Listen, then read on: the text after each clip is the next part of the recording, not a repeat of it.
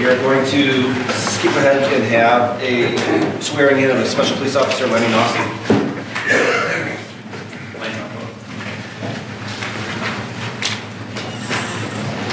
We wrote names. Somehow or another, he just made chief of Kirkland last year, so. Glenn Bible. Place your left hand on the Bible, raise your right hand, repeat after me. It's I, Leonard F. Nossi Jr. I, Leonard F. Nossi Jr. Do solemnly swear Do solemnly swear that I will support the Constitution of the United States, that I will support the Constitution of the United States, the Constitution of the State of Ohio, the Constitution of the State of Ohio, and the laws of the Charter of the City of Wickliffe, and the laws and charter of the City of Wickliffe. and that I will, in all respects, faithfully discharge my duties And I will, in all respects, faithfully discharge my duties as a Special Police Officer of the City of Wickliffe Police Department as a Special Police Officer for the City of Wickliffe Police Department during my continuance in said office. during my continuance in said office. Welcome back.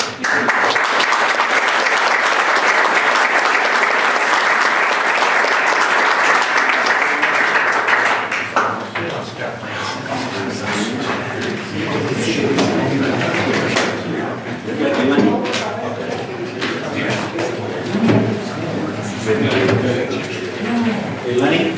Chief, go ahead. Do you have anything to say? Yeah. Lenny just retired, and he came back, and his primary responsibilities are going to be working with our IT system. Like I explained to the council in the earlier meeting, the complications of the machine that we have is more robust than the usual one. And the police department is tasked with running the IT for the city. So actually, Lieutenant Thompson's in charge, and Lenny's coming back to help him out. Which I love you, Joe, and he's actually the brains of the operation.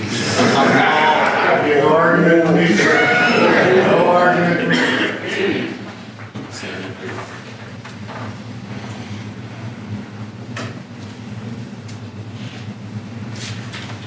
Thanks again, sir. Sorry. Thank you.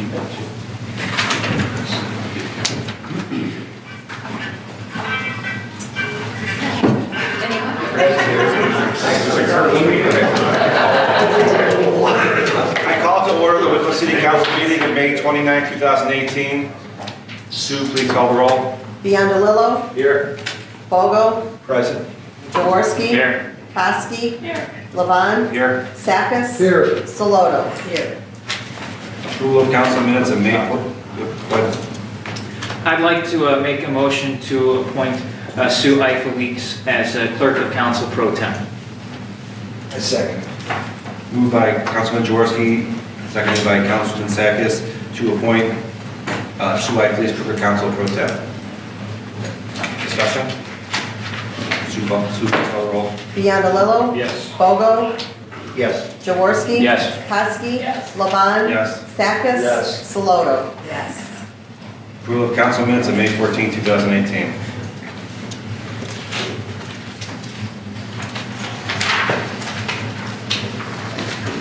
Mr. President, I make a motion to approve the council minutes of May 14, 2018. Second. Moved by Councilman Biello, seconded by Councilman Bogo, to approve the council meeting minutes of May 14, 2018. Discussion?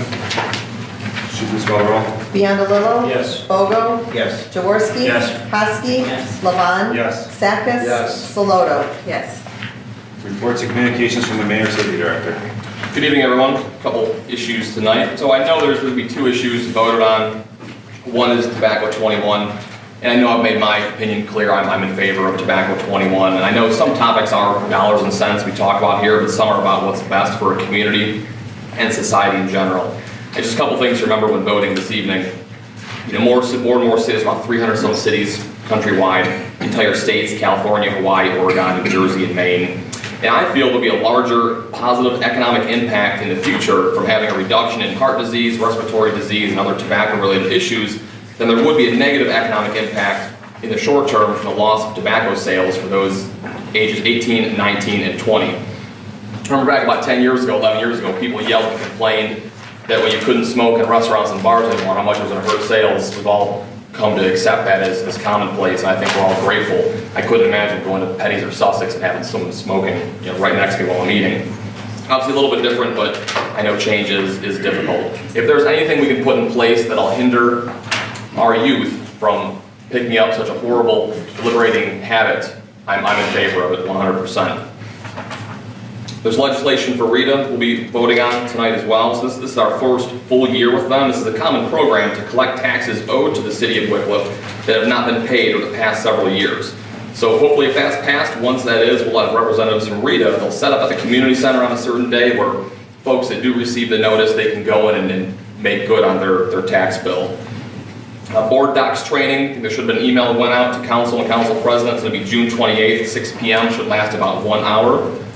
We do have another interview this Thursday for the joint economic development position. Should have someone in place, I'd say within 45 days, roughly. Quick thing, I know I've had this event on Facebook. I don't know if I've talked about it here, but the summer concert series at Liberty Gardens, just trying something different. I mean, it's not really our downtown area, but we have 3 restaurants, the candy shop right there. They just put in a little putt-putt place, having 2 small concerts at Liberty Gardens from 6 to 8 p.m. One on June 14th, one on June 21st. No cost at the city to this, just friends of mine that I got to play some music, try to gather people, drive traffic around some of our businesses, bring the community together, just something fun. And that is all I have this evening. Any questions or comments for the Mayor or Safety Director? Thank you, Mayor. Reports and communications from the Director of Law. Thank you, Mr. Council President. I just have a few notes about some more on the ordinances that are on the agenda tonight.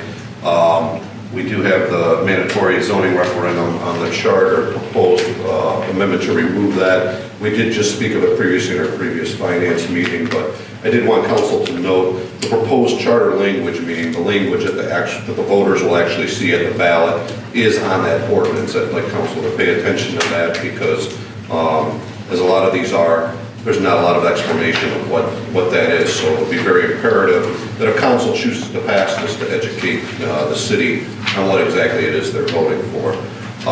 The only other note I have is our last 3 ordinances tonight are all based on the special event permit and the alcohol being allowed on city property. To accomplish what committee wanted us to accomplish, those are all 3 tied together. So really to make it work, it's necessary for those 3 ordinances to pass together, or else, there could be some problems with it. So I just want to point that out to council. I have nothing further. Thank you. Any questions or comments from the Law Director? Thank you, Mr. Zealy. Communications from Council President. The Charter Review Commission contacted me. They are having a meeting June 4th, Monday, June 4th at 6 p.m. here in council chambers. They would like members of council to come and have questions regarding how they may change council in the charter. Specifically, our composition of the council, election of council president, term of office, and staggered terms. I did get an email from them. I'll be forwarding on to you. So if you are available Monday at 6 p.m. next Monday, they would like us to have a quick Q&A with them. Any additions or amendments to the agenda? Under new business A, I'm going to put zoning referendum. Any other additions or amendments to the agenda? Seeing none, move on to administrators. Police Chief Vice. Thank you, Mr. President. I've got a couple of things tonight. I'd like to read a couple of commendations. The first one was written by Sergeant Coolidge to Lieutenant Bush. And this is in relationship to the 2 child that was shot and killed. I would like to commend the following officers for their actions taken in responding to the accidental shooting death of a 2-year-old child, Patrolman Lako, Kusi, Smith, and Heaton. I would like to commend these dispatchers involved, Dispatcher Hers, Turk, and Chero. The details of the incident are as follows. On Friday, April 20th, at about 2300 hours, Dispatcher Chero answered a 911 call from a 16-year-old female reporting that her 2-year-old sister had been accidentally shot by her mother while in a room at the Econo Lodge. As could be expected, there was quite a bit of confusion in the initial call, with the person reporting giving the wrong room number and the occupants of the room leaving the room without saying so. Dispatcher Chero initially began gathering information, and this call was taken over by Dispatcher Hers. Dispatcher Turk, who was also listening to the call, began dispatching the fire department based on the unknown status of the 2-year-old victim. Dispatcher Hers and DeChurro were eventually able to ascertain the correct room number and location of the family after they left the hotel and provided this vital information to responding officers. Once officers began arriving at the hotel, Patrolman Heaton went to the hotel room and found no one answered the door. He went to the front desk and acquired a key for the room. Patrolman Lake and Smith arrived in a lot located near a family who was now inside a car preparing to leave for the hospital. Patrolman Smith took the 2-year-old victim, brought her to the back of the car, and began a difficult task of performing CPR and first aid on a child until the fire department arrived. After the victim was transported to the hospital, Laco transported the mother of the shooting victim to the hospital. Laco had the dual task of consoling the mother, but still trying to gather pertinent information about the incident. Patrolman Laco stayed with the mother while at the hospital and later performed a gunshot residue test on her as well as collecting other evidence. 3 other children who were present during the shooting were located in the hotel lobby. Patrolman Smith transported those children to the hospital and had a challenging task of staying by their side along with numerous other grieving family members while the incident was being investigated. While all this was going on, Patrolman Kusi assisted Patrolman Heaton in making entry to the hotel room. While the room was being cleared, these officers observed several key pieces of evidence, which included the handgun, shell casings, spent rounds, blood evidence. Kusi and Heaton understood the importance of leaving the room undisturbed and then secured the room until a search warrant was later obtained. I would like to commend the officers and dispatchers involved in this incident for not only their professionalism, but their compassion, self-discipline displayed during this difficult call. I can think of few calls for service that would be more taxing on an officer or dispatcher than a child who has been shot. Each of these officers knew what they were headed to and did so without restraint or hesitation. I again find myself proud of these officers and dispatchers for the way they work together, and I applaud them for their actions. The one dispatcher, the chair was the newest one that I hired, and she resigned because of this incident. All council should have received an annual report. Did you guys all get that? Does anybody want a hard copy? Everybody, you want hard copies? Anybody else?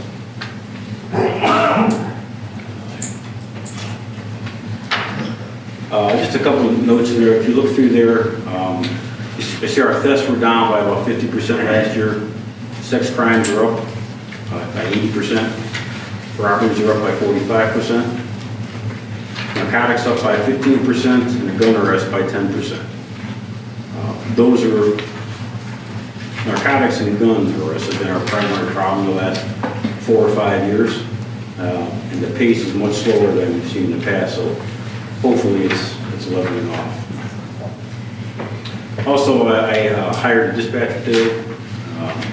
Should start on June 25th. Sherry Rozeski. She currently is a dispatcher in Willoughby Hills, and she's got 10 years experience.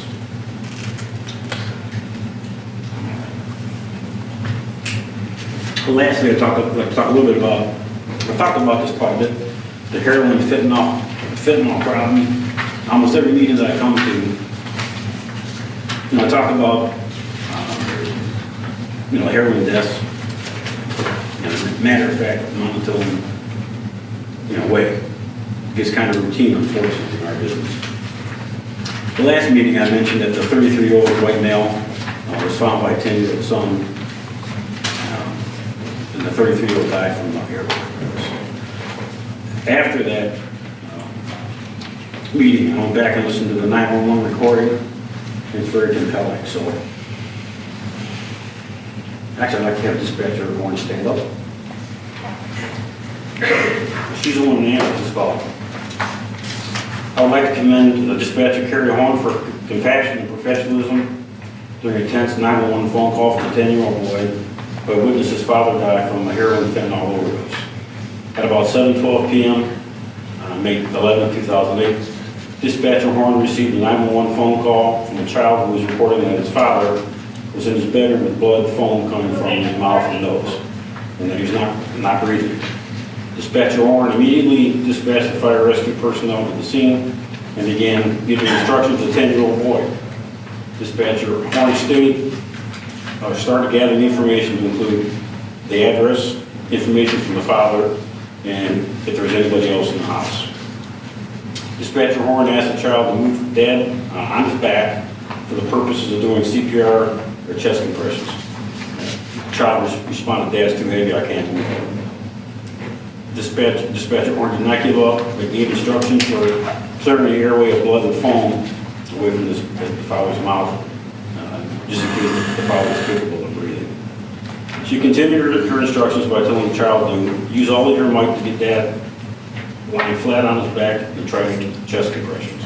The child was able to do this, and the dispatcher Horn gave the child guidance doing chest compressions until fire arrived. Unfortunately, despite dispatcher Horn's instructions and the child's attempt to revive the father, he died from the heroin fentanyl that he had ingested.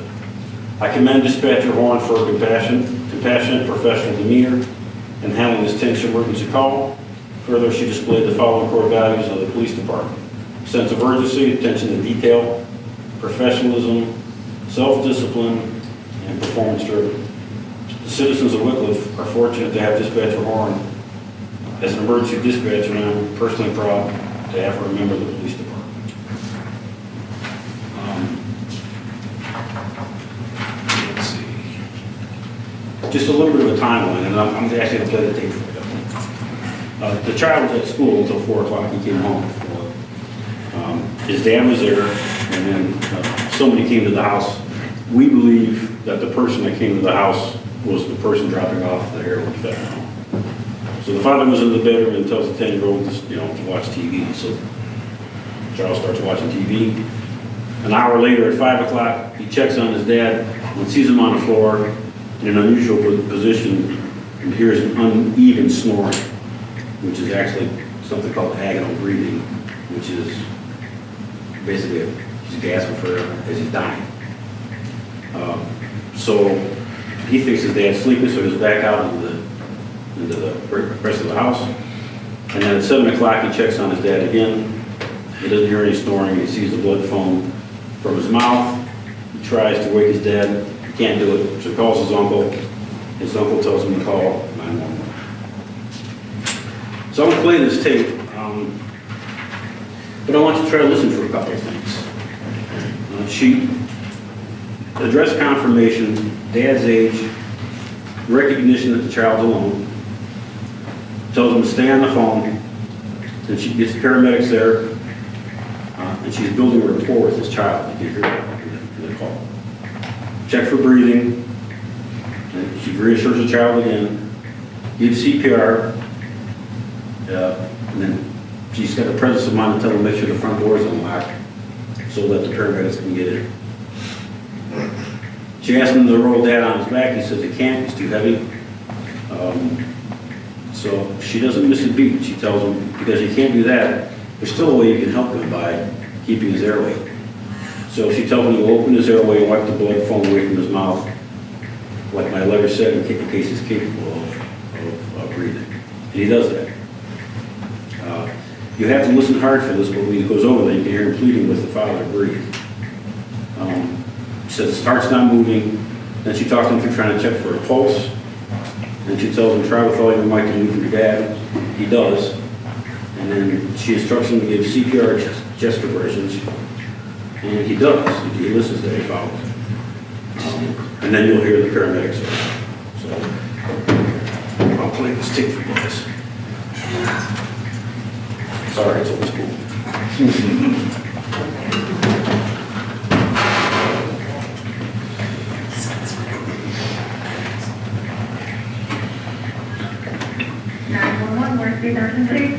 Go ahead. You've got Wickliffe, can I help you? My dad, they're like looking me under his nose. One's looking me under his mouth. Okay, what is your address, Mom? What's your address? It's road, Hollywood Road, 29539. 29539, what road? Vinewood. Okay, how old is Dad? Daddy 1933. Okay, anybody else there with you? No, just me. Okay, all right, hold on. Attention with fire to rescue. Stay on the line with me, don't hang up, okay? Okay. Is Dad breathing? I know. He's not breathing. I'm just trying to wake him up. Attention Wickliffe Rescue, attention Wickliffe Rescue, you're needed at 295-39 Linewood, a 33-year-old male, bleeding from the nose. Unknown is breathing, a child is on scene. Attention Wickliffe Rescue, rescue is needed at 295-39 Linewood for a 33-year-old male, bleeding from the nose, foaming from the mouth, unknown if he's breathing, child is on scene, 1914 is your timeout. What's your first name? My first name is Brendan. Okay, Brendan, this is what I want you to do. Can you go over to Dad for me? And I want you to look at his chest and see if it's going up and down. I want to see if he's breathing or not, okay? Okay, yes, ma'am. Okay, I'm going to stay here with you. It's not moving. It's not moving. Okay. Do you want to try to give Dad CPR? How old are you? I'm 10 years old. You're 10? Do you know how to do that? Have you ever seen it on TV? Yes. Okay, do you want me to walk through that with you? Yes, please. All right. Copy here and run in 1914. Neil believes he is not breathing. Let me ask you this one question real quick, okay? Is the door unlocked so that they can get right in there with you? Let me go check out. And come right back.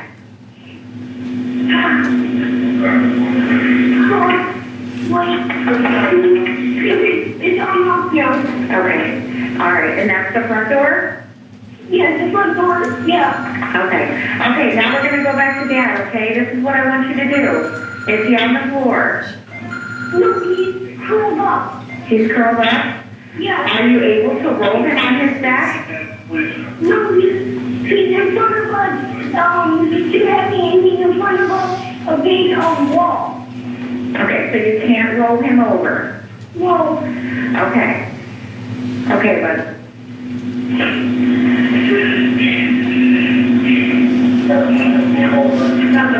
He's curled up on the floor. He is all the way around. Can you go ahead and remove anything from his mouth? Just go ahead and wipe anything away from his mouth and try to open up his airway, okay? Okay. All right, Brendan, you're doing a good job, bud. What's that? What's that?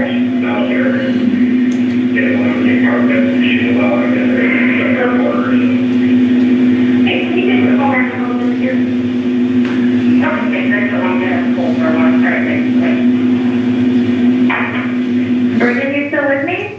Yes, I was able to like remove some of the funny nose and some of the stuff that's coming out of his mouth. Okay, and are you sure you didn't feel him breathing? No, I'm trying to check right now. I don't feel it for moving. Okay. Do you know how to check for a pulse on the wrist? Or on the neck?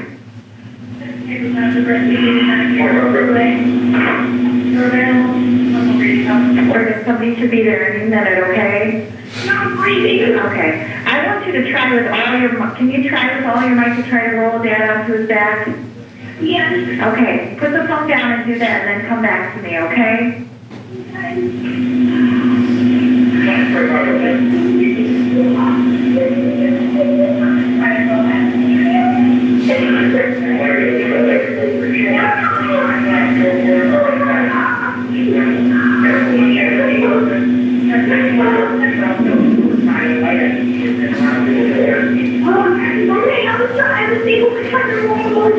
Okay, are you able to go ahead? And I want you to put your hands together and just start pumping on his chest. Do you know where his rib cage is?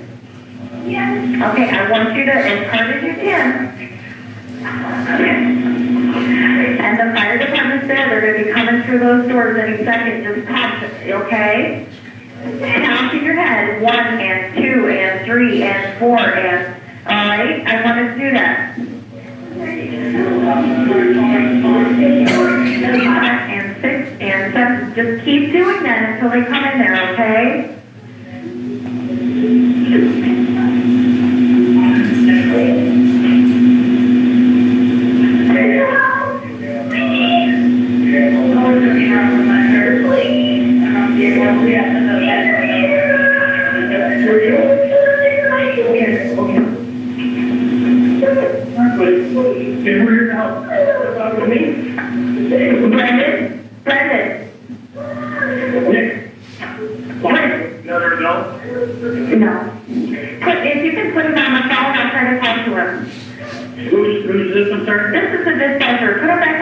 I'll try to calm him down and get some information. Okay, this is Lieutenant Mann. All right, it's Carrie. I'm gonna talk to him and then we'll call you back, okay? All right, not a problem. Thank you.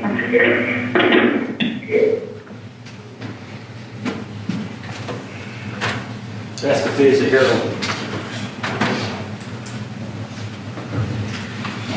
She did a fantastic job. That was really difficult, let me tell you.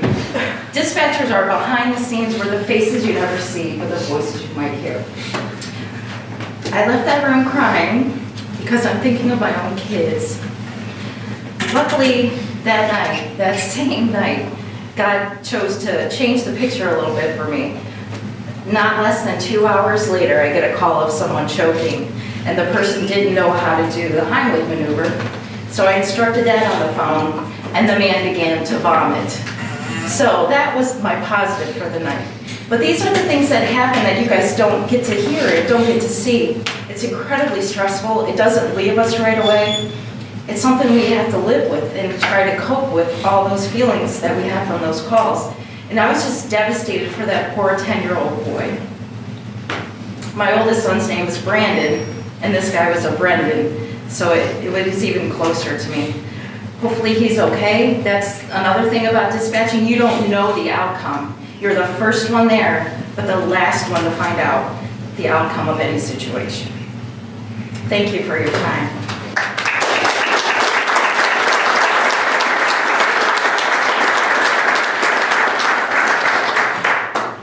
That concludes my report. Chief, Dispatcher Warren, I just want to thank you guys on behalf of the City Council. Thank you for doing a terrific job. And all the people that you commended. That was one of the toughest things I've ever heard. You know, obviously most of us have kids, had kids or grandkids now, and that's very difficult. So commend you for being able to do that. Anybody else have any questions or comments for the police chief?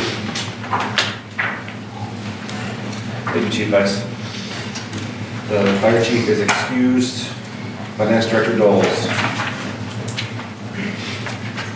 I have no report. If I did, I couldn't do it anymore. But I have no report.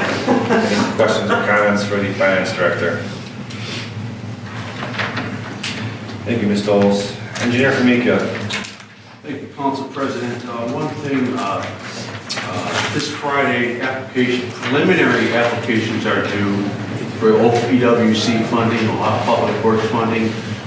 Joe and I met, put together a couple of projects that we'd like to ask for funding for, and we're going to throw those projects in the hat and see if anything comes out. If it does, then we'll come to the council for basically for approval or legislation to authorize us to put the official application in. But we're going to shoot for $100,000 then, see what we can get. Any questions or comments for the engineer? Thank you, Mr. Famika. Thank you. Service Director D'Ambrosio. Thank you, Mr. President. Well, we're trying to keep up with all the grass cutting. Try to do, we had 8 baseball fields we had to do today, cut the grass, try to pick up as much as we can. We're doing the best we can with the amount of guys that we have. Memorial Day seemed to go off pretty well. I think we had the grounds looking pretty good. Usually if the weather holds out, we can pretty much make things look well. So we tried to get everything cut and groomed the best that we could. I did say to council how we were looking into having this company come in to grind for us. They actually were on Catawba today.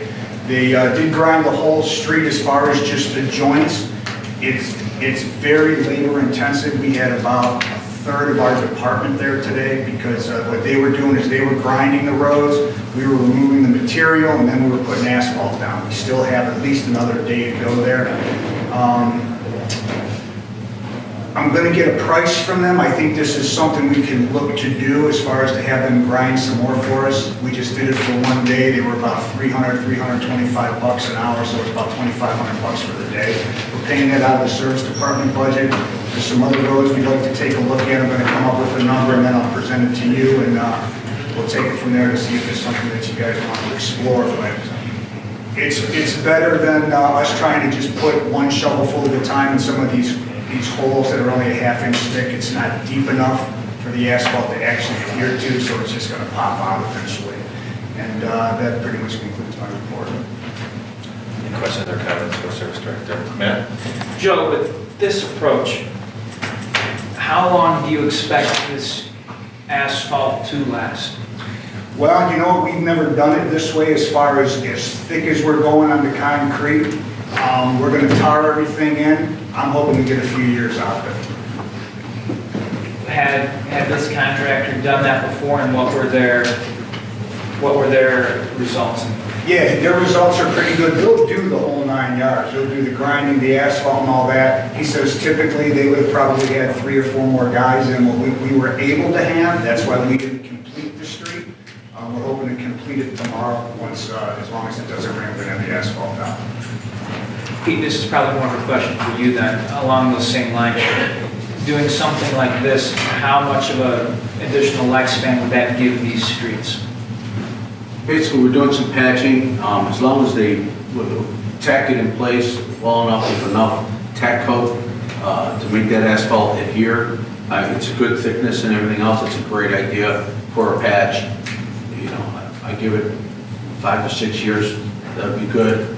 But I mean, it all depends on the asphalt and the tack. I mean, it's great. You know, one more thing, I think Pete would agree, what they're grinding several inches over is still bad material. It's just spider crack.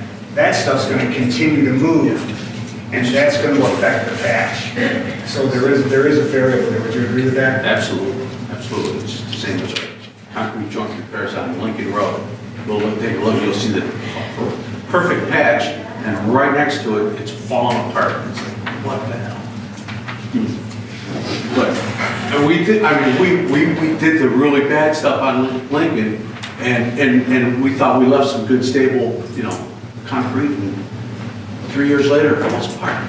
So Yeah, that's all quite a right, patch. Yeah, I guess what I'm ultimately getting at is, as long as there's a way to measure if this is successful and if it's going to be cost effective, sure, for what we're doing.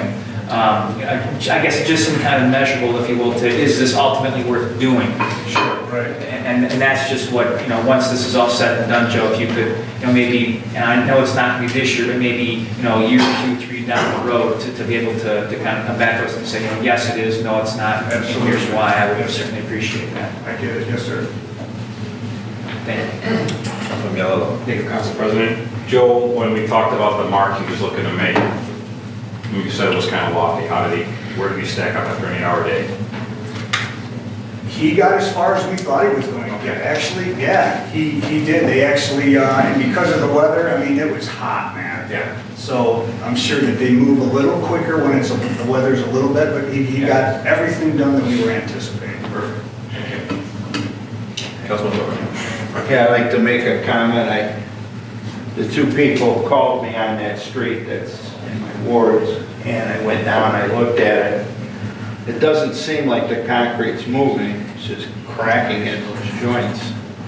And when Joe brought up the fact that how it dug in there, I went down there and I looked at it. I mean, it really grooves in there.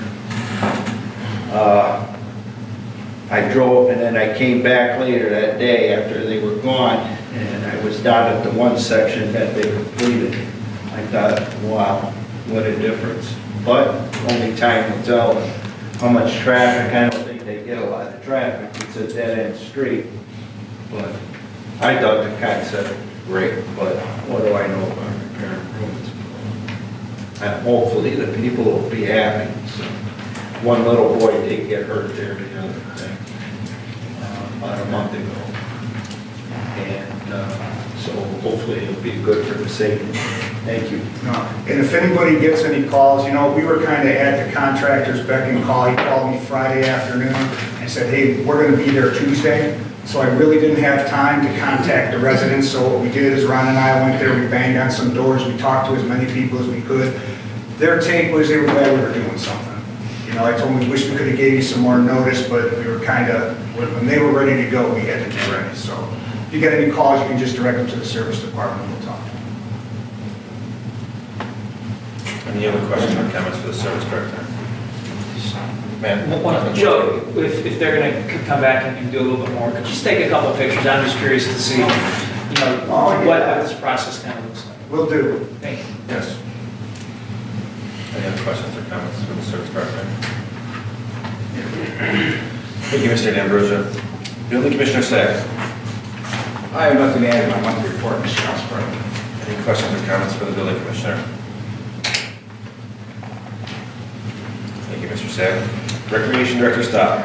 Thank you, Mr. Council President. Just like to make you guys aware of some upcoming events. This Friday is our first movie in the park.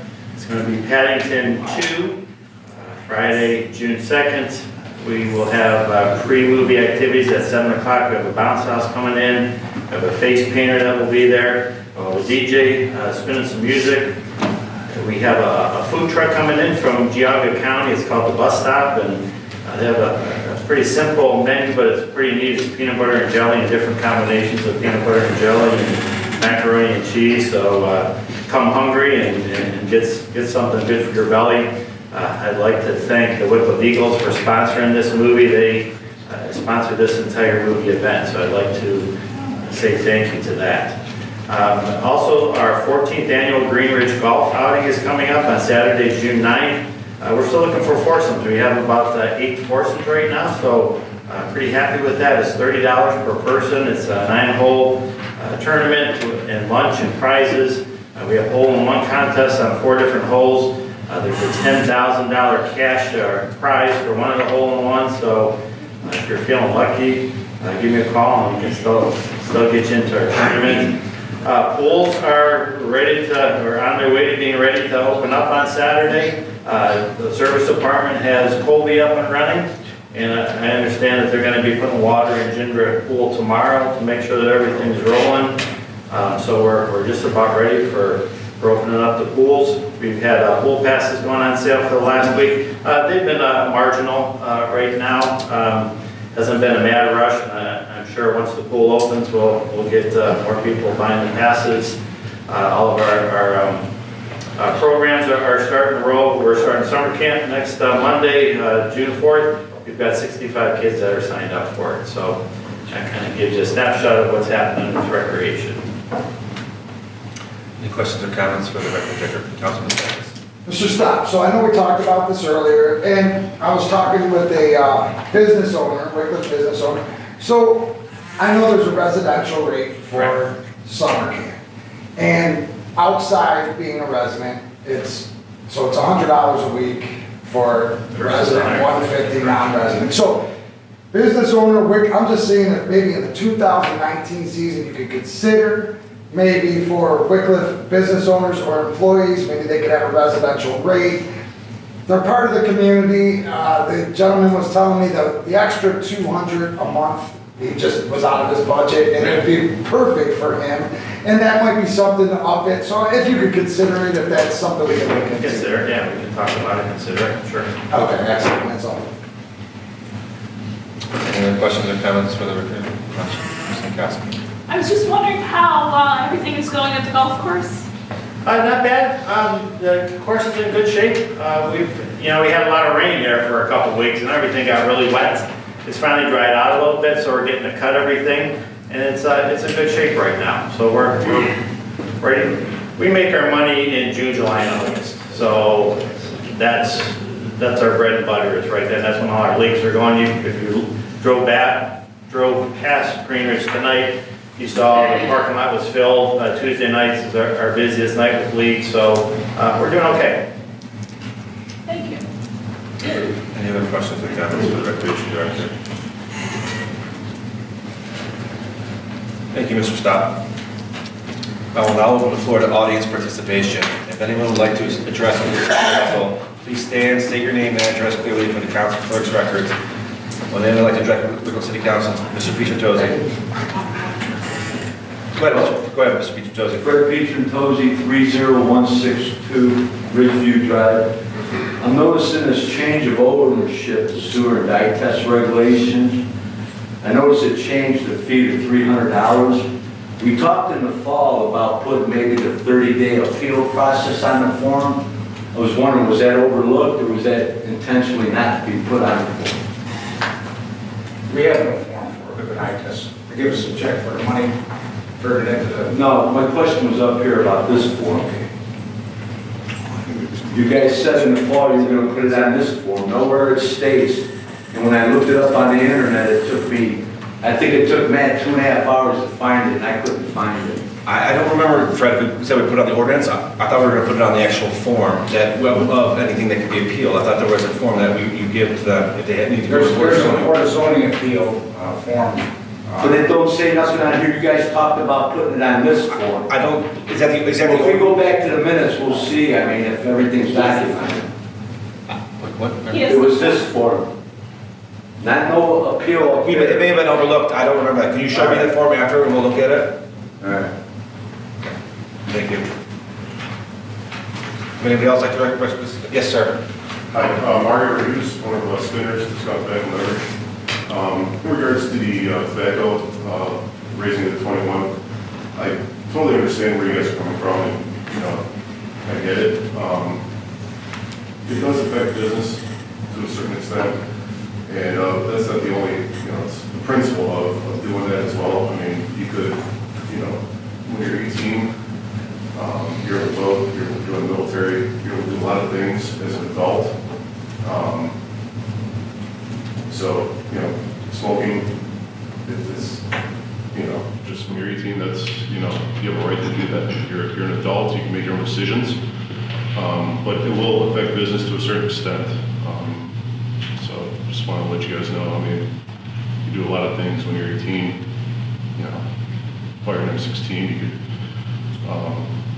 you know, when you're 16, you get a license, and, you know, we're giving kids, you know, a 3,000-pound projectile at 60 miles an hour down Route 2. They could kill someone. They're inexperienced, you know. So they're, I mean, I get it. You want to help the kids out as much as you can, but it's not the government's job to do that. It's the parents' job. There's no reason the government should be making that decision for the kid, especially when you go out and do other things that, you know, impact them as well. So, you know, these are the same kids that eat fast food 7 times a week. You know, are we going to put a law against that as well? So, you know, that's just as bad for it. I agree, smoking isn't good for you. Don't do it. Same thing, I appreciate my kids too. But, you know, I don't think it should be left up to the government to tell an 18-year-old you can't do it until you're 21, but, you know, go and die for this country. So, but that's my opinion. Hopefully, just want to say. Anyone else? Go ahead, Sue. Hello, Catherine Hewitt, Lake County General Health District. Over the past few months, many of you have heard me talk. I truly respect your opinion on this matter, as you said, and thank you, Mayor, for supporting us in Tobacco 21 at the Lake County General Health District. And we understand where you are coming from. And we know there's a minimal loss, 2%. 2% loss to businesses. Doesn't impact any other part of your retail sales. 2% on tobacco sales. That is coming from the American Heart Association, the American Academy of Pediatrics, and I strongly suggest, take one of my brochures. I give the references that you can look at those numbers. It's concrete evidence that we have seen over the past 10 years from those cities and the states who have implemented Tobacco 21. And as you mentioned, it is not good for you. And of course, you did mention, sure, 16 years old, we give them a license. 18 years old, they can drive. 18 years old, they can join the military. But let's remember, you have to be 21 to purchase a handgun. You have to be 21 to purchase alcohol. You have to be 21 to be a full-time police officer here in Wickliffe City. You also have to be 21 to be a full-time fireman in Wickliffe City. You have to be full-time, 21. And the thing is that what we're finding is at many retailers, we did compliance checks in our community. And we found that because of the ID, many of those who are looking at the ID do not recognize, can't do the math.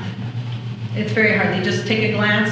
2, 2 retailers in Lake County sold to 15-year-old boys. We have been working with the Sheriff's Department.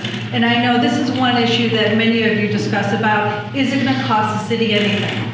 Well, first of all, compliance checks are never done by the police department. They're actually done by the Sheriff's Department. So I'm sure you've never done an 18-year-old compliance checks for tobacco. Never. Okay, so very similar, when the tobacco 21 goes into effect, it won't be on the police officers. It will be on Lake County General Health District, and it will be on the Sheriff's Department, and we already have a working relationship with them. We've done this for 2 years with them, and they are more than happy to go with us to do the compliance checks. Another portion that was also discussed is the cost of letting the retailers know. We are working with Mayor that we will step up, we will help do the education of the retailers so that they know. And it's not gonna be like, we're gonna immediately go after you because you sold to someone 18. Excuse me, ma'am, you just went to City Council, not other audience, please. No problem. So when we go do the retailers, we are not gonna go after the retailers and fine them immediately. This is not something, this is something that occurs over time. And we also mentioned the fact about the military. The military can join at 18. But if you look at the Department of Defense right now, Department of Defense does not want smokers. Not only that, when Hawaii adopted Tobacco 21, all their installation bases also adopted Tobacco 21, which means that if they had 18-year-olds coming from the states, those 18-year-olds could not purchase and could not use tobacco products. So that's another reason. This is going along. Sure, we have 5 states that have implemented Tobacco 21. We know it works. And the loss to tobacco retailers is so minimal compared to how much money we will save cardiovascular disease, stroke, lung cancer, mouth cancer, stomach cancers.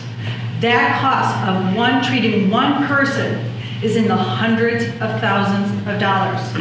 Not only that, but we have to set our kids up so they don't fail, because the fact is that Tobacco 21, if we can prevent our kids from starting to use Tobacco 21, we give them 98% chance of never starting to use tobacco.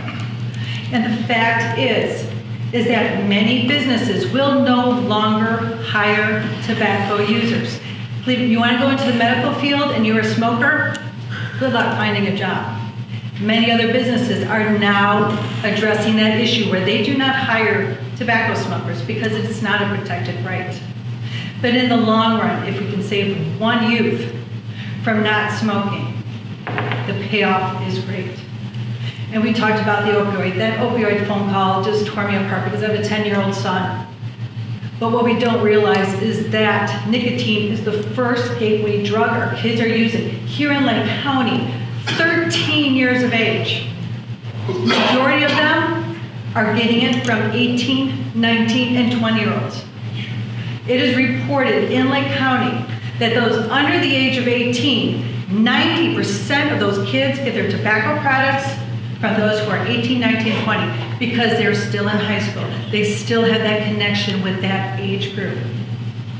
So we know there is a connection. You look at American Academy of Pediatrics, they strongly say we must pass Tobacco 21. The American Heart Association, the American Lung Association, Centers for Disease Control, they have the statistical data to show that Tobacco 21 greatly decreases use of tobacco in our youth.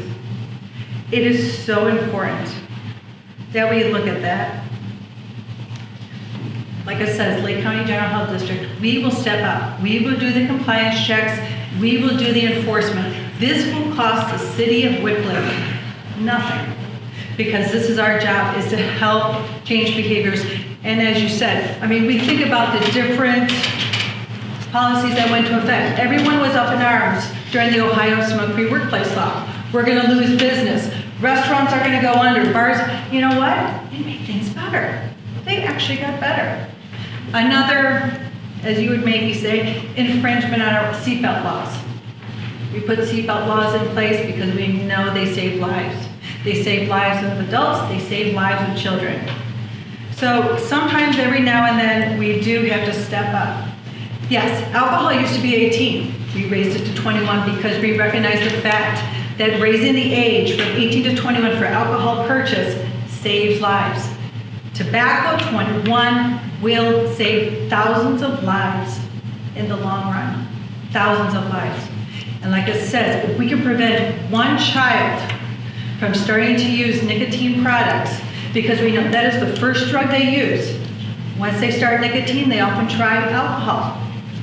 Sometimes they try heroin, marijuana. We're gonna have an issue coming up with marijuana. We've got to stop them now from becoming addictive because nicotine is the same receptor used as heroin, and nicotine is more addictive than heroin.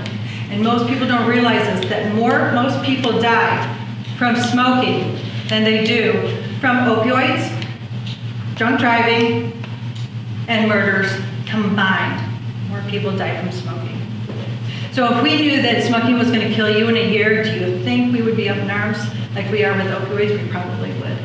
But it takes a long time, and it's very costly to our society. So please, I strongly urge you to vote for Tobacco 21. This is a national issue that's in the forefront, and we need to move forward with the cities in Lake County in adopting Tobacco 21. Thank you. Anyone else like to address the city council? Hi, Steve Bittens, 29167 Ridge Road. I wanted to speak this evening about two things. One, on the referendum zoning. I oppose removing referendum zoning. Referendum zoning was put in place in suburbs all across Northeast Ohio, and it still is in place in suburbs all across Northeast Ohio. The purpose is to prevent snap decisions, snap zoning that benefits just one developer, but doesn't actually benefit the citizens and residents of Wickliffe and people who are the neighbors of where that development or change will be. I work in cities all across Northeast Ohio where I need to put ballot measures in front of voters and show them why this is in their best interest. Not just convince a few council members, not just convince a few, the mayor, planning directors, and others. It's something you have to convince the city and show the citizens that it's in their best interest. So I oppose it. I think it's a good check to what can end up being abuses by city officials thinking they know just exactly what's best for the folks who are going to have to live day in and day out with the cost of a change of use or a change of development. I think the Wickliffe ordinance as it stands right now for the referendum zoning is reasonable. It's not nearly as restrictive as many other cities. I've had zoning matters, Strongsville, for instance, you have to pass by a majority in the city and a majority of the board. It's very difficult. Other cities, much more difficult than Wickliffe to get on the ballot. So I would tell you, I oppose the change of referendum. I think you should think long and hard about keeping it. I also saw in the paper the article about the potential tax levy. And I would tell you I oppose real estate property tax levy. I would support, and I think a thing to consider would be, as opposed to an increase in the income tax or property tax, would be a change in the credit that we provide to Wickliffe residents who work in other cities. So for instance, I pay almost no income tax to the city of Wickliffe because I work in Beechwood, pay 2% to Beechwood, and I get a 2% credit. Where if you made that maybe only 1.5% credit, it won't affect our Wickliffe employers. It won't be more costly to the employees of the Wickliffe employers, discouraging them from keeping their employees here. Will provide additional revenue and will only affect those with income, where the property tax will affect all folks, including folks on fixed income. And finally, I share a concern that passing a property tax levy for the city is going to make it more difficult for the schools whose, although yes, technically by law they can do an income tax, there's very few city school districts in Ohio that have an income tax. So the only real source of revenue is from the property tax. Thank you. I agree strongly with you in regards to the zoning. I also believe that it should be left as it is because it's just zoning changes should be left up to the voters to decide whether or not they want these permanent changes in their city. Would anyone else like to address Wickliffe City Council? That's certain here. Dennis Probst, 28991 Sherbrooke. I'm just curious, maybe Randy can answer this. I see some of these home security systems with the outside cameras. I don't know one from the other. Do you recommend any, or? And I don't know the names, but a couple of our employees have purchased these camera systems, and they're relatively inexpensive. For like $500, you can get a system for your whole outside of your house. You can actually have it, so one of my lieutenants had a motion detector, so it hooks to his phone, so that he's got an app on his phone. As soon as something comes in front of it, it clicks on it, gets a message, you can watch it real time. Most of the time, we see deer. Sometimes we'll see like the meter reader or something like that for the yard. I've seen different ones like that, Verizon carries it, then you see them on the internet, but you don't know any name brands that? No, I don't know the name brand, but that, a couple of my guys have bought them. I can try to look it up if you want. Okay. I'll give you your number, or get a hold of me and I'll find the answer. Okay, thank you. We also have, I mentioned it before, that we started up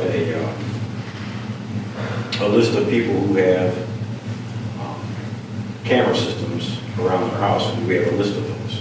Yeah, I saw that on the internet also, that Wickliffe neighborhood. Okay. We've had about 15 people respond to that, so that's an asset for us. We solved that aggravated robbery on Brynmont with a camera from somebody else's house. So that's important information. Councilman Sines. There's this device called Ring. I know my wife has talked about, it goes to your doorbell camera, it hooks to your phone, and I've heard a lot of great things, so you might want to check that out, look it up. Yeah, I did hear it, Ring, that's one of them that I did. I have it, I love it, and I bought it for all of my relatives for Christmas. Because it's inexpensive. Really inexpensive, but the scope is unbelievable, and it shows up on your cell phone too, so you can really kind of watch when the UPS guy comes, or what's happening, you can see everything. Okay, Put it on either door. Would anyone else like to address Wickliffe City Council? With Mr. Gordon? Jim Corbin, 30319 Region Road. I just would like to urge council to vote against tobacco 21. I understand the premise. However, I think, this nice lady up here has come to you and given you all sorts of statistics. But the statistics they're from groups that want the tobacco 21 fixed. They want that in place. They're not unbiased. So that's what I think is the big flaw with those statistics. Until it's a statewide law, we could put it in place, but Willoughby Hill still allows it, East Lake still allows it, Willoughby still allows it. So we're going to invite our 18-year-olds, if that's what's happening, to go to these other cities and do it. It's a nice idea, but I think until it's statewide, I think the city needs to stay out of it. Thank you. Would anyone else like to address Wickliffe City Council? Anyone else like to address Wickliffe City Council? I will mark audience participation closed. Committee reports. The Finance Committee met at 6 p.m. on May 29th to discuss capital services levy / safety forces levy and the tax budget. Present, Bogo, Gianlillo, Jaworski, Kasi, Levon, Sakis, Saloto. Also present, Barbish, Ice, Formica, Dole, Sack. Mayor Barbish recommended 2 levies to go on the ballot this fall, one for road construction and one for police and fire. Councilman Jaworski recommended repealing the most recent charter change that removed all millage from the capital budget and have a safety force levy put on the ballot as well. After much discussion, the committee decided that it would put a safety force levy on the ballot this year and attempt to repeal the last charter change in 2019. The committee recommends the council that it authorize the mayor to obtain special counsel to prepare a safety force levy legislation 3.0 mil for the November 2018 ballot. Tax budget. These items are reported out of committee. The tax budget. Finance Director Doles presented the tax budget. The committee had no objections and recommends the council that they authorize the law director to prepare legislation with the fiscal year 2019 tax budget. This item is reported out of committee.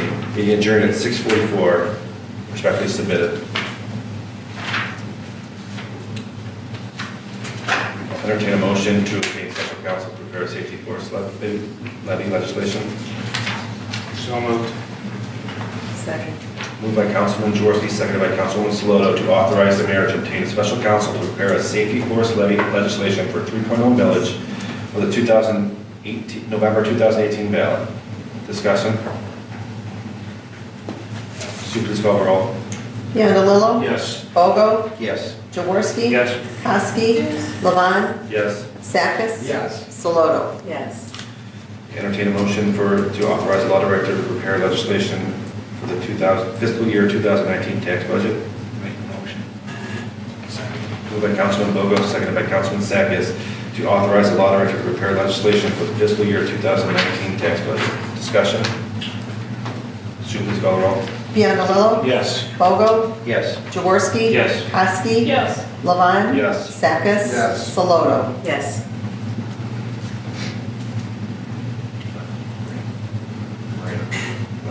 Oh, yes, thank you. Councilwoman Saloto.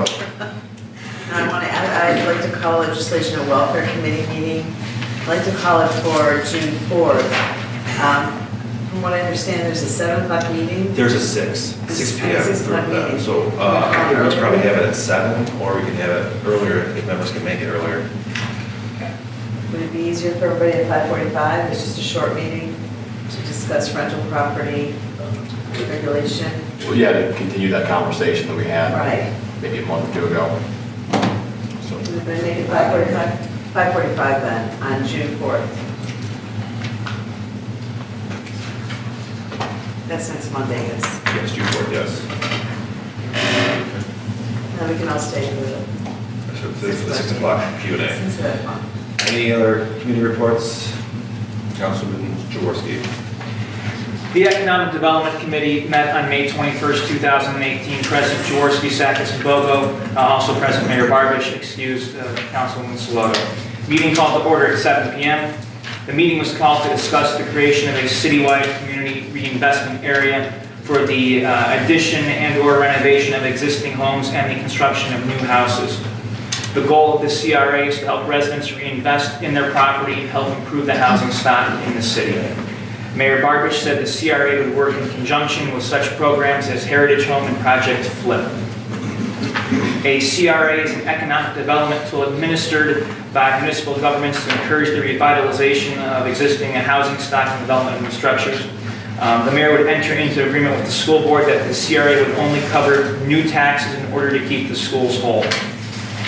The mayor stressed there would be no tax relief on existing structures, only on the newly created taxable property through additions, renovations, or new construction. The state grants up to 100% tax abatement for 10 years, but he proposes a tiered system of 75%, 50%, and 25%. In order to establish a CRA, the city has to complete a community survey of the housing stock and identify 10% of the homes in the city that are not in good condition. The survey would look at the outward appearance of the homes and take into consideration such items as roofs, doors, windows, siding, etc. There are an estimated 5,400 total homes in Wickliffe, so the survey would need to identify roughly 540 homes in below average condition. The city would ask for volunteers to help complete the surveys. The city can define the scope of projects and limit it just to single-family homes. The goal is to start this program in 2019. After discussion, the committee agreed with the mayor's recommendation to create a CRA. This item is reported out of committee, meeting adjourned at 7:27 p.m. respectively submitted. Council President Levon, I would request that this CRA go into another appropriate committee to look at funding. I will move CRA to the Finance Committee.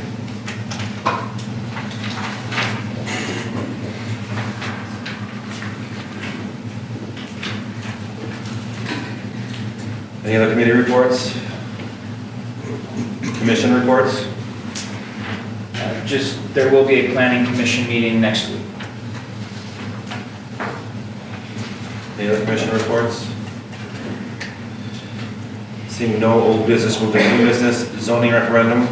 I'd like to put that into a committee, zoning referendum, committee of the whole, so we can discuss it before we actually vote on it. I believe the third reading will be the last meeting of June, so we will meet I will call a meeting for this before we have the actual last meeting, so we can get down to committee and discuss this. So zoning referendum will move to the committee of the whole.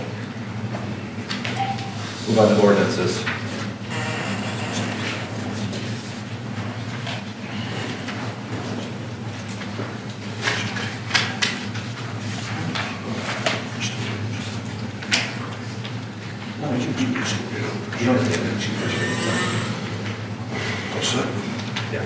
Ordinance number 2018-17, an ordinance amending chapter 537, offenses against persons of the codified ordinances of the city of Wickliffe, Ohio.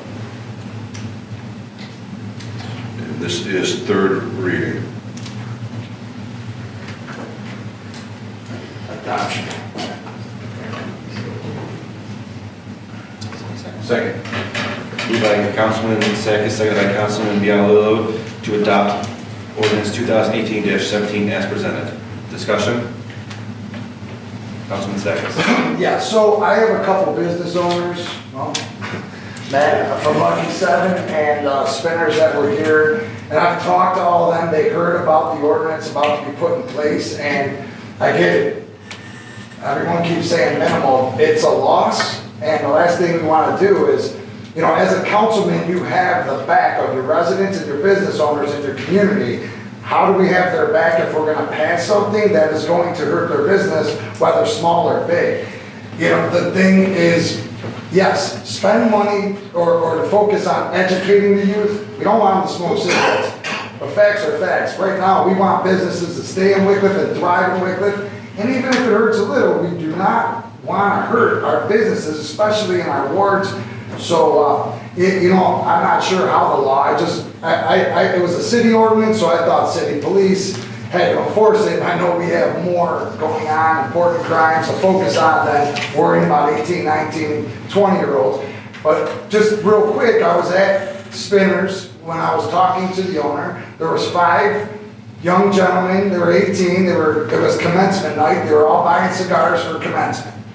I said to them, so if you had to be 21 and you found this out, would you just not smoke cigars? And they said, no, we're going somewhere to buy cigars. If we got to leave the city, we're going to leave the city. And the last thing I want them to do is leave the city and take their money elsewhere. So that's how I feel. Councilwoman Slow. Yeah, I asked. I knew you were going to call me right away. Because I was going like this. I feel the same way. So I've talked to a lot of business owners, I've talked to a lot of people. And I've put together a few facts and sent it out to council. I just want to bring it up again in case you didn't read my letter word for word. But I mean, the bottom line is, the fact is, in the United States, 18-year-olds are permitted to smoke cigarettes. That is a federal mandate. They're allowed to purchase cigarettes. They're also allowed to vote. They're also allowed to be called into service in a war. They're responsible for what they do. If they commit a crime, they're tried as an adult. They're an adult. And if they want to purchase a pack of cigarettes, I think it's until federally this becomes something that we want to pass, like alcohol or whatever.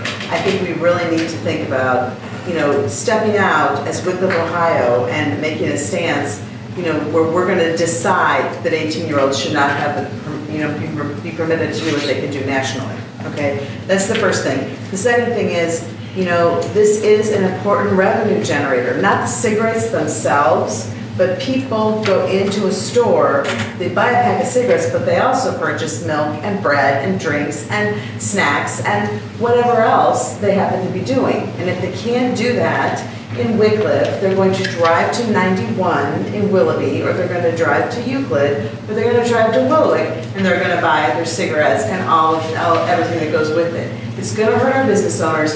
It's going to cause consumers to form a habit of going elsewhere to purchase their tchotchkes or whatever they purchase when they buy cigarettes. I mean, we need to think about the big picture. I don't think we're going to stop a 16-year-old from smoking a cigarette because he cannot have his brother purchase it in Wickliffe. I mean, they're going to go somewhere else and purchase the pack of cigarettes. Or they're going to find cigarettes somewhere and smoke them. It goes back to the home. I agree with someone who's in the audience. You know, I teach my children the hazards of cigarettes. I show them, you know, health-wise what that's going to mean to their future. I educate my kids, and I think, you know, maybe not every parent can educate their kids or don't know how to educate their kids, but maybe we help them figure out how to do that. And maybe in Wickliffe we put together, you know, an educational, you know, premise, and we actually, as a city, try to better educate our youth in schools. They do it. Maybe we do it as a city too. But to take revenue away from our businesses, I don't think is the right way to do it. And I feel really strongly about this, and I'm hoping that you guys can really give this some thought. It's really altruistic to say, you know, you make a beautiful impassioned speech and you come every week and you make that impassioned speech, and I understand, you know, it's altruistic and it's wonderful and we're going to stop the world from smoking. But really, we're not going to stop the world from smoking here in Wickliffe, okay? They're going to get cigarettes somewhere, and they're also going to get everything else that they purchase somewhere else. So that's just how I look at it. And again, I don't want kids to smoke, but you know, I think we can do some other things to help with that. Thanks. Any further discussion? Councilwoman Kowski. I just want to say that I would rather that there was no tobacco at all, you know, I had family members that suffered because of smoking, but again, I don't want to hurt local businesses, so. Councilman Tobacco's a touchy subject in my family. Killed my father, killed my sister. You don't feel it, you don't see the need. For years I smoked. I buried a lot of friends through the years. The point is it all about money? That you have to raise in your mind. Number two, we all agree on one thing, it's not a good thing. This is our baby step. This is a baby step for them. Hopefully it will go through the state. It will get to that point. So, yeah, I'm all for freedoms, but it doesn't mean that the decision I feel in my mind is that I not in good conscience, could ever vote for to keep tobacco. And, but that's what makes this country great. Thank you for. Just one more thing to say. Go ahead, Councilwoman Sloto. I really do think this is, again, it's a noble cause, I understand, yet we as a city are considering taking away sales and, you know, really affecting the commerce of our business owners. And again, we want to look like a city that wants to be business friendly. So who's going to want to really come into Wickliffe when we're that restricted? But at the same time, we're looking at literally leasing, selling our city land to marijuana companies. I mean, so how does that really, it just isn't. That hasn't really been discussed. It hasn't been, but you know, it has been, and everybody knows about it. So I think that how hypocritical is that? I mean, really. Point of order. That would be on Is there something we're supposed to be talking about in executive session? Well, sale of property is talked about executive session only. Okay. Point of order. Okay. Well, I'm just repeating what people have told me within the city. So apparently it's not only talked about in executive session, since everyone seems to know about it. Okay. Any further discussion? Councilman Jaworski? This realistically only works if it's bought into statewide. And it's a shame that the folks down in Columbus can't deal with this. It's also a shame that at a federal level, we still allow the importation and the manufacturing of asbestos-related products, which do far more damage than tobacco.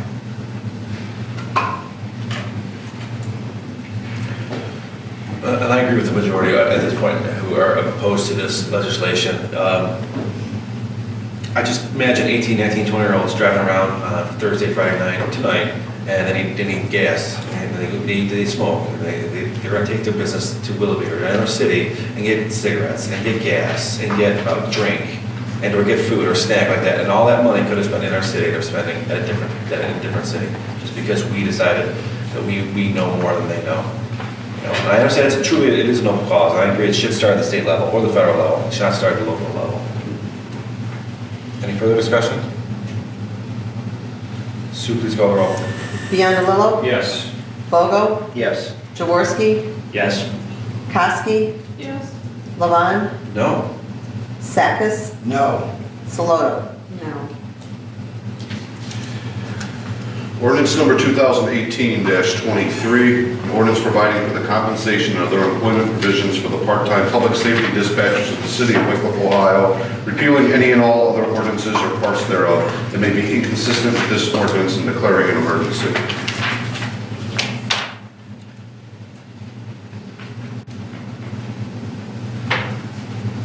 Suspension. Second.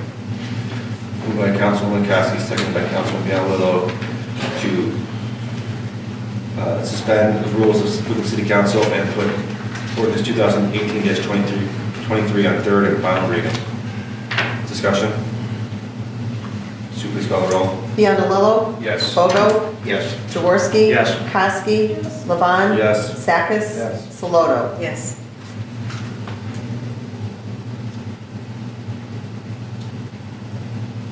Adoption. Second. Moved by Councilwoman Kosky, seconded by Councilman Jaworski to adopt ordinance 2018-23 as presented. Discussion? Sue, please call the roll. Biondello? Yes. Bogo? Yes. Jaworski? Yes. Kosky? Yes. Levon? Yes. Sakis? Yes. Saloto? Yes. Ordinance number 2018-24, an ordinance authorizing the mayor of the City of Wickliffe, Ohio to enter into a contract with Regional Income Tax Agency to enact a letter campaign and subpoena program for non-filing taxpayers in the City of Wickliffe, Ohio, and declaring an emergency. Suspension. Second. Moved by Councilman Biondello, seconded by Councilman Bogo to suspend the rules of the City Council and place ordinance 2018-24 on third and final reading. Discussion? Councilman Jaworski. I guess, just so there's clarification, because something was said earlier in the meeting, and I guess this would be to the finance director, maybe she could speak more to this, but this strictly deals with those who are not paying their taxes, correct? This is for delinquencies, people who owe this city money. Absolutely. Thank you. Any further discussion, Council, Law Director Zito? Councilman, not only non-pay, but non-filing, people that are required, they can find, Rita now in their system, from filing maybe from their employer, they know where they live, they can find non-filing taxpayers as well, too. Thank Bring you. them to our attention. It's a wonderful thing. Thank you. Any further discussion? Sue, please call the roll. Biondello? Yes. Bogo? Yes. Jaworski? Yes. Kosky? Yes. Levon? Yes. Sakis? Yes. Saloto? Yes. Adoption. Second. Moved by Councilman Jaworski, seconded by Councilman Biondello to adopt ordinance 2018-24 as presented. Discussion? Sue, please call the roll. Biondello? Yes. Bogo? Yes. Jaworski? Yes. Kosky? Yes. Levon? Yes. Sakis? Yes. Saloto? Yes. Ordinance number 2018-25, an ordinance providing for a submission to the electors of the City of Wickliffe, Ohio, of the proposed removal of Article 11, Section 3, mandatory zoning referendum of the Charter of the City of Wickliffe, Ohio. First reading. Ordinance number 2018-26, an ordinance amending Chapter 1327.01, temporary uses of the codified ordinances of the City of Wickliffe, Ohio. First reading. Ordinance number 2018-27, an ordinance amending Chapter 951.01, use of parks, refreshments, identification cards of the codified ordinances of the City of Wickliffe, Ohio. First reading. Ordinance number 2018-28, an ordinance amending Chapter 951.08, prohibiting conduct of the codified ordinances of the City of Wickliffe, Ohio. First reading. No resolutions, any other legislation? Miscellaneous? Entertained motion for adjournment? Motion for adjournment, Council President. Second. Moved by Councilman Gallo, second by Councilman Jaworski to adjourn. Discussion? Should please call the roll. Biondello? Yes. Bogo? Yes. Jaworski? Yes. Kowski? Yes. Levon? Yes. Sakis? Yes. Saloto? Yes.